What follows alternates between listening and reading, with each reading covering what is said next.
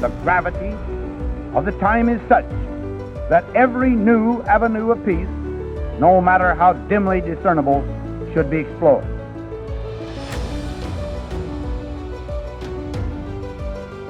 Never before in history has so much hope for so many people been gathered together in a single organization.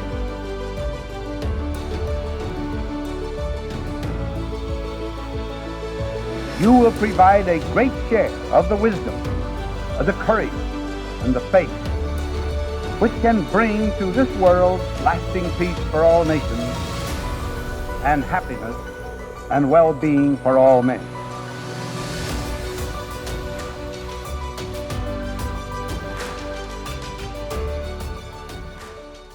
Hi, I'm Phoebe Lind, and you're listening to another episode of the Titans of Nuclear podcast. Today, I'm here with Senator Kevin Cramer of North Dakota. You are a champion of nuclear, and now you are a titan of nuclear. It's great to have you on the show. Welcome. It's great to be on the show. Thank you for recognizing our unique role, I guess, as North Dakotans and our leadership in all things nuclear, all things energy, really. But it's impossible to talk about energy without talking about nuclear, in my view. Absolutely. And also, before we dive in, would love to talk a little bit about this amazing photo that we have behind us right now. As our listeners are well aware, the Navy and nuclear energy have a very long, very interesting history.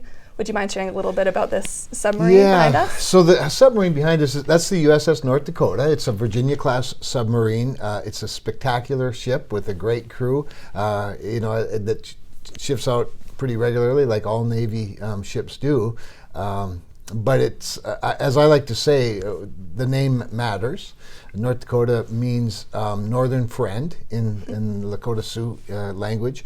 And so, but to your point, and I think to the point of this, of your mission of this podcast, is that the Navy and really military use of nuclear and nuclear energy cannot be separated because, and we can certainly elaborate a little bit on this, but because I feel so strongly that one of the things that the United States has lost in recent decades by acquiescing so much of our nuclear energy resources, and especially I'd say intellectual resources, is that we've weakened the supply chain to include the intellectual supply chain that we've invented.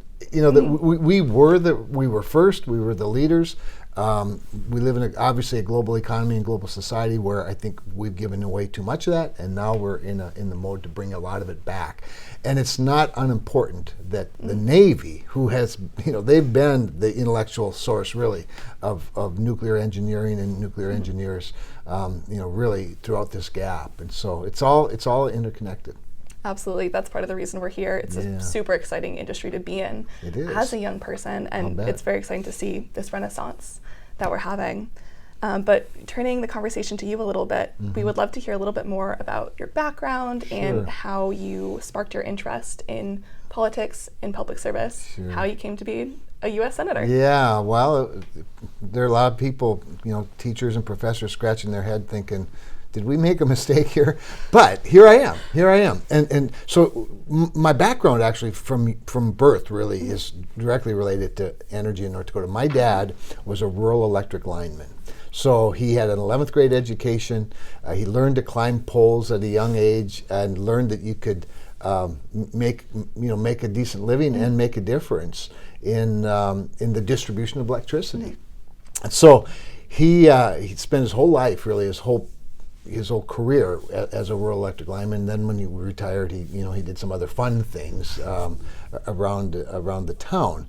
But I grew up with a dad who went out in all kinds of weather to make sure that the lights stayed on, and that when the weather was good, he was in the maintenance world, right? And he was in the building world, and in advancing communities and advancing farms and making sure that our communities had what they needed to grow food for a hungry world. So I grew up in that.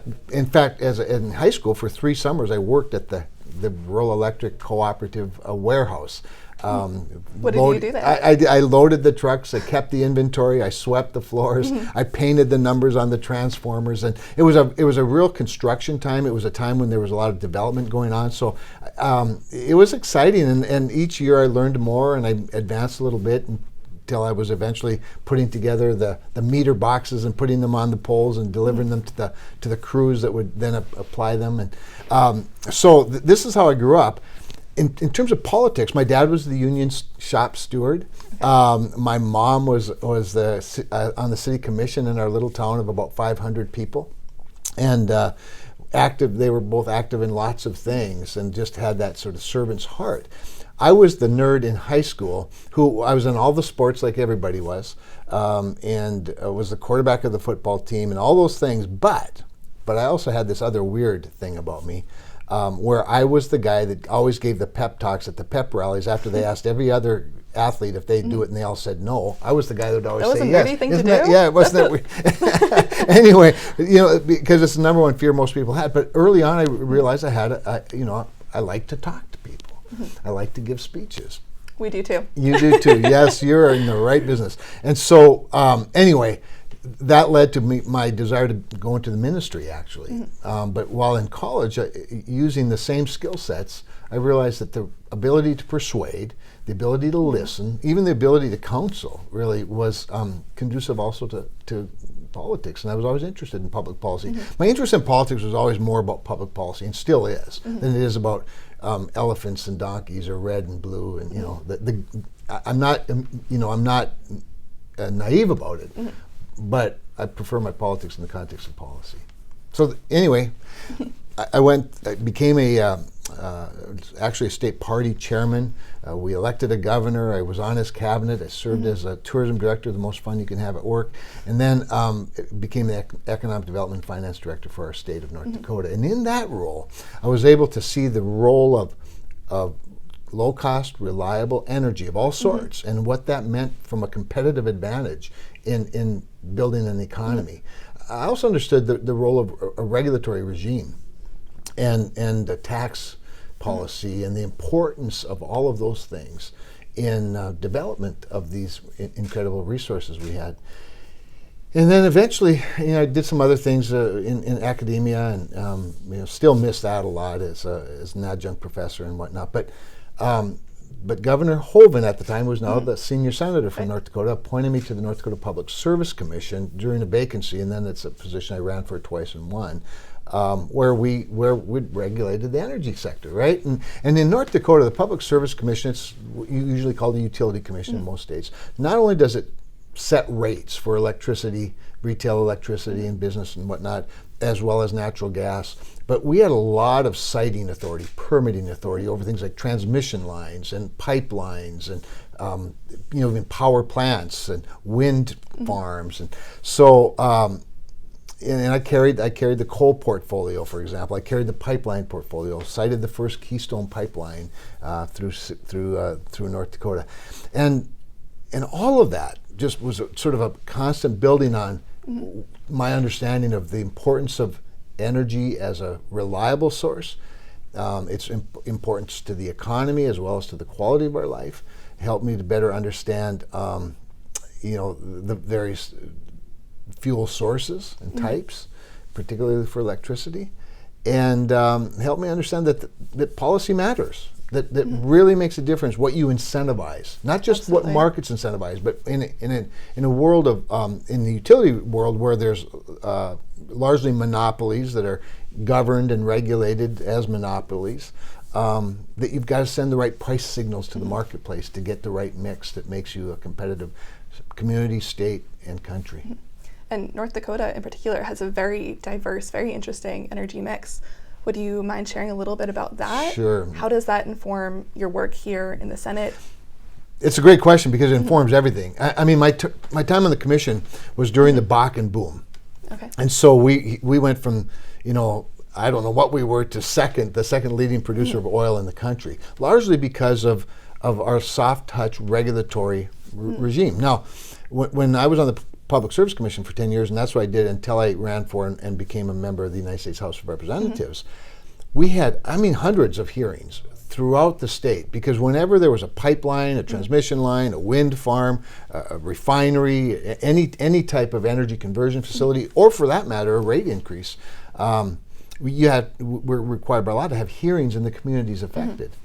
No one ever showed up at those hearings to tell me what a great regulator I am. They all wanted to know if they were going to have a wind turbine on their land, or how can we prevent this transmission line from going through our land, or how do we ensure that this pipeline is safe under our farms. And so it informed me a lot on what, not just what the law says, but what the people say. And I learned that the collective wisdom of the people was far greater than the wisdom of an engineer or a scientist.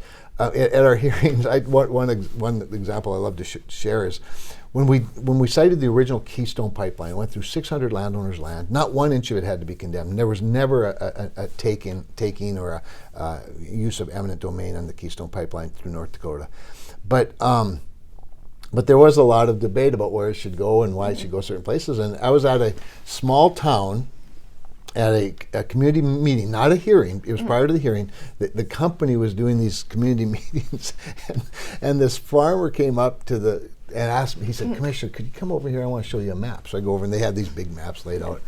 And he said, this pipeline is going right through a rock quarry. I mean, I don't know much about pipelines, but it seems that it would be that's not a great idea. That if they just go around it, like a little ways this direction, they could avoid this gravel pit and this rock quarry. And I said, so I called some guys over from the company, and they go, "Yeah, that's not a great idea." And I kept thinking somebody got paid a lot of money to cite this here. And to cite a pipeline through that's a rock right, quarry. through a rock quarry. and this farmer who knew better. And that's just one of many, many lessons I learned from the collective wisdom of people, living their lives every day. And so it really informed my work on the House, in the House, when I became a member of the Energy and Commerce Committee, and certainly now in the Senate as well. It's just been an additional learning process for me. And are you aware of what was happening with nuclear energy at that time? So interesting point, because North Dakota does have uranium, and they've done some, although not great big mining of uranium, but discovery of uranium, looking for it, finding it. But getting back to my utility regulatory days. As you know, most utilities are interstate utilities. Now, there are rural electric cooperatives and whatnot that are oftentimes within a smaller vicinity that are distribution co-ops, and there are distribution utilities. But we are a pretty vertically integrated state in the energy sector. So we have some big companies too, and the biggest company in North Dakota, in the regulatory side or on the electricity side, is Xcel Energy, and everybody's heard of Xcel Energy. Xcel Energy has 3 nuclear plants in Minnesota. And so their resource plan includes, obviously, their entire footprint. And when you regulate utilities, rates and whatnot, your consumers, your constituents pay for the entire footprints, certain investments, right? So the nuclear plants in Minnesota are part of the resource plan of Xcel Energy. And in the eastern part of North Dakota, where Xcel is really quite big, a place like Fargo and Grand Forks, they do benefit from nuclear power coming up from the Monticello plant in Minnesota. So I had to learn about it. I also had to learn about the costs of storing the waste and nuclear waste, which is a big deal, and how that gets socialized. Those costs get socialized across the footprint. So yeah, I toured the plant in Monticello. I had quite a good understanding, I think, of nuclear waste and how it's paid for. And so yeah, but we didn't have plants in the state. Never cited a plant, of course, which is talk about big things to talk about. Do you think if people are aware that their electricity is coming from nuclear, that influences the way they might think about it? Like, how do North Dakotans? Yeah, how do they feel about it's a great power? question, because North Dakota produces a lot of electricity burning coal. Right. We also have a lot of gas in North Dakota, and so we there's some gas plants, peaking plants in particular. We have several thousand megawatts of nameplate megawatts of wind energy in North Dakota. I think most people, North Dakotans are like most people, and that what they really care about is when they flip the switch, the lights come on. And so they're very energy savvy. They understand baseload versus intermittent. They get that just intuitively. To your question about whether they care if it's nuclear or not, I don't think they do. They're not. North Dakotans are pioneers. We're in the middle of the North American continent. We're largely reliant on ourselves. We grow food for a hungry world. We're very savvy to what exports mean. We're global in our business minds, but we're also fearless. And so now North Dakotans rejected the opportunity once to take nuclear waste, and it's a longer story. So we're also important stewards of our land. We're environmentalists by nature. So in that case, do you think people would be more interested in clean energy in their state? So now you're touching on the real motivation and why this nuclear renaissance that you speak of is happening. Because nuclear represents, in my view, I always say this, and again, reminding people, we don't have nuclear in North Dakota. It's the perfect fuel. If emissions are your main concern, nuclear is the answer. If baseload is your main concern, nuclear is the answer. If reliability is your main concern, nuclear is the answer. It's the answer to so many of the things that are goals as a more carbon constrained future are carried out. Nuclear just plays such a critical role in it. So turning to some of your current work in trying to increase our access to nuclear energy in the U.S. especially. So you sit on the Environment and Public Works Committee here in the Senate, which has oversight of the Nuclear Regulatory Commission. So our audience usually doesn't get this kind of access to government leaders. So I was wondering if you could explain a little bit about your role on that committee and how that might influence how we approach nuclear energy in the U.S. Yeah, so a couple of things. Obviously, the Nuclear Regulatory Commission is exactly that. It's a regulatory commission. It is nuclear. On the Environment and Public Works Committee, it's interesting because a lot of energy policy falls under our jurisdiction, while there's also an Energy and Natural Resources Committee that oversees the Department of Energy. Which also has nuclear. But I'm also on the Armed Services Committee, which also oversees nuclear. So it's really a pretty interesting, I think, portfolio.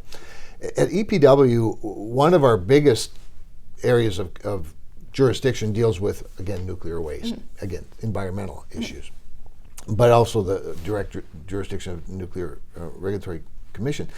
I think for me, what I look at is how can we advance good, modern, clean, nuclear energy opportunities and investments? How do you assure that there can be, that capital will follow this emerging, all but emerging technology, right? Because we know that most nuclear plants in America, I think it's all nuclear plants in America, use light water. And of course, that's old technology. While it's been modernized since the 1950s, the new technologies of modular or, in fact, I just saw a story today in E&E that the Tennessee Valley Authority wants to build 4 modular nuclear reactors, but the first one won't be online for about 10 years. And so when you start thinking about it takes decades to build and site things. I think the first one becomes the second, third, fourth, and fifth one rather quickly.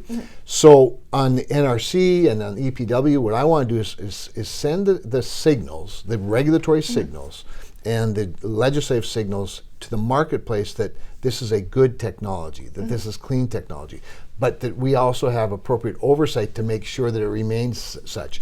So what I like to do is send the right incentives that accelerate nuclear development, while at the same time assuring people that it's safe, that it has the appropriate oversight. And striking that balance is what I try to work hard on. And the nice thing is that it's a bipartisan effort. Absolutely. That's one of the reasons I was interested in politics from a young age as well. And I love working in nuclear energy because we really can bring people with a lot of different interests together to advance nuclear and solve a lot of these problems that we're dealing with on a national and global stage. Also, which is a perfect transition to my next question, but you've spoken in the past about America's global leadership in nuclear energy, how we need to improve that. A lot of our adversaries, including China, including Russia, are investing a lot of money into nuclear energy, especially small modular reactors, which is, as you mentioned, a very exciting up-and-coming technology. But what do you think the U.S. can do to compete on a global stage? Yeah, so I think the first thing we have to do is reclaim it. Because again, I talked earlier about acquiescing to not just to other countries, but to our adversaries, to your point, and you've named them perfectly. And that's sort of scary stuff. And realizing that our adversaries in this realm, as well as several others, aren't as good at it as we are, nor are they as conscientious to the safety and the environmental and the workplace issues. They don't have our values, and so we ought to reclaim that while we still can. And I think we can, and I think we have, but I think we can do more to accelerate that. It gets back to this Navy of ours, right? We've had this stable source of smart academic and intellectual resources, even though we've given up a lot of our uranium mining, plutonium creation, the enrichment processes. We can claim that back. We have utilities that do it. We have utilities that like it. We have utilities that want it, which means we have customers that want it. So I think the first thing is to claim it. But then to find the right incentives, whether it's tax incentives, which are something that we have done. Senator Ben Cardin and I, as you know, have co-sponsored legislation that became law to provide some tax credits, much like the production tax credits and other investment credits for utilities that use nuclear. And would you mind explaining that a little bit more? I think that would be super interesting. Sure. So in the emerging technologies of like wind and solar, for example, they're not emerging anymore, and it is time for them to be done with their credits. But I was a strong advocate for it in the beginning, because but for the generosity of the American taxpayer, certain early technologies would never advance. There's not enough of a natural market incentive. But with a little help from the federal government, they do advance, and then they become sustainable on their own. Well, I've always believed that these types of incentives should be basically fuel neutral. If it meets certain goals, whether they're environmental goals, emission goals, reliability goals, then we ought to provide equal incentives. So why not then nuclear? Particularly when we're making this transition from sort of old nuclear to modular to advanced nuclear technologies. And so by offering up an incentive, an investment credit that applies to one industry, why not apply it to nuclear? And that's basically what we did. But it was confined to the utility side of it. In other words, not the big production side, but the utility side, so that you had a market dealing with on the demand side. There are other things as well that have been done, but again, you're talking about such large capital investment with such high risk, but with such incredibly rich rewards. Not just on the return on the investment for the investor, but on the communities and on America's excellence. Then, to your global point, once we reestablish, our edge in the United States has always been technological advancement, innovation. This is where we've always excelled. Our adversaries can take that oftentimes, and then they'll apply it quickly, or they'll even steal it and apply it quickly, but not with the same care and values that the United States has. Once we've established that, I'd much rather, I often say, please don't impose your mediocrity on our excellence. I'd much rather, to export American ingenuity, intellectual property, and excellence than to sort of import somebody else's mediocrity. I couldn't agree more. But going back to your point about reclaiming it, what do you mean by that? Yeah, I mean reestablishing the United States role as the leader in nuclear innovation, in nuclear advancement, in nuclear investment, and start going all the way to the mining of the fuel, to the enrichment process, to the fission and fusion process, and the other science that we should excel in and that we really can intellectually excel in, and establishing to the world that we're the leader in this, and then sharing that on the global stage, remembering that if climate change is your number one concern, realizing it's a global issue. And the United States excellence in over the years, whether it's carbon capture, utilization, storage, whether it's natural gas, whether it's cleaning up. I mean, I've seen it all in the coal world of SOx, NOx, particulate matter, mercury. Our ability to clean up our energy sources is remarkable, and we ought to be advancing that by selling it, marketing it to the world, so that both very advanced countries and developed countries as well as developing countries have access to our ingenuity. That way, we're contributing in a much larger sense to not just energy, cleaner energy around the world, but energy security, which is, of course, national security. Absolutely. I think energy access around the world, it's a human right, and it's exciting to see. Hopefully the U.S. can scale up quickly and deliver that around the world. Yeah. Do you think the business case for nuclear might be changing as we have these emerging new technologies, as we have maybe more support from the federal government? Like with small modular reactors, a lot of people are going smaller to try and reduce that risk and get something out the door a little bit faster than with these gigawatt scale technologies. No question about it. I think that's sort of the magic, if you will, of the modular reactor. I mean, the fact that, as I mentioned earlier, that TVA is talking about building 4 of them. You could probably end up doing 40 modulars in the time frame it would take to permit one, gigawatt, as you put it, plant. There is a safety component to that. There's also just a production scale up, to your point again. And not only that, but it recognizes the diversity of our country. This is a big country. I come from the center of the North American continent, where there's a lot of distance between people. There are fewer than 10 people per square mile. You have a technology that has smaller units that are reliable, inexpensive, in many cases even mobile. You can change the world pretty quickly, and then you reduce the need for large transmission and the other kind of intrusive things, imposing things that become barriers to the distribution of this clean power that a modular unit can create. So I can get over my head pretty fast on all this, but I understand it well enough to see the opportunities that you're expressing, and then like I said, then our companies are creating something that the world needs, and we sell to them, creating jobs in our own country, as well as with our allies. I don't believe that in an America only future, but I do believe in an America first future. We've shifted. One of the things that scares me a little bit is that America's exceptionalism used to mean that America leads. And then we kind of became an America first, and I'm not opposed to America first. I think you lead from the front. But what I worry is that we become America only, and then we were acquiescing our leadership in the global economy. And I think nuclear presents a grand opportunity to be the leader, but bring a lot of people along.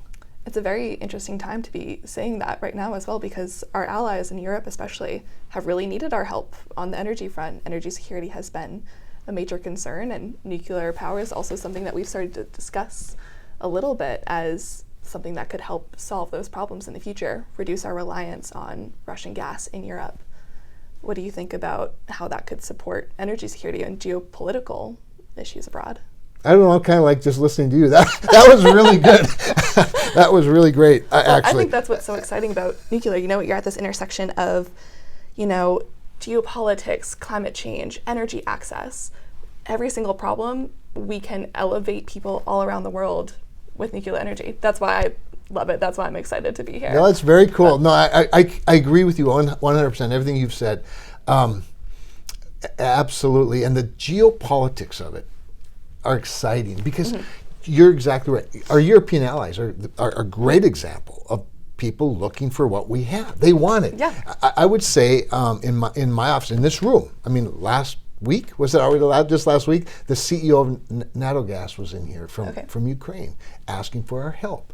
Over the course of the last year, maybe a little better than a year, several European energy leaders have been in my office asking for our help. Wow. And trade, for example, with Europe has oftentimes been challenging for us because we're kind of on different sort of wavelengths, but the war in Ukraine has sort of put us on the same wavelength, where our alliances are stronger than ever, our dependence on one another is stronger than ever, and our opportunities to identify our similar values have, I think, brought us closer together. And energy, I think, plays a really important role, because I'd much rather use the peaceful tools of energy development than the weapons of war to keep our adversaries at bay.